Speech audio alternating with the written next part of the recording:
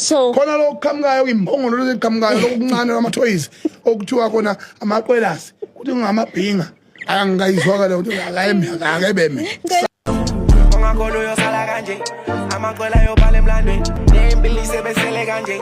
Let's really hope ukuthi uNgizwe Mchunu ebedlala in this clip because he can't use the same platform okufanele ngabe iphakamisa umhlaba wamabhinca and use the same platform ukubulala amabhinca, the same people okufanele ngabe uyabaphakamisa. It might happen ukuthi these boys don't really care about the approval kaNgizwe Mchunu, but if they do, imagine ukuthi bafila kanjani right now uNgizwe Mchunu ekhuluma kanje ngabo esikhundleni sokuthi ngabe uNgizwe uba proud because these boys benza i-hip hop, bebengaqhuba isneaker lapha betebhisa amabhlukwe but bakhethe ukuthi bahlale ebubhinceni even though bekuyi-hip hop bagcine ububhinca babo.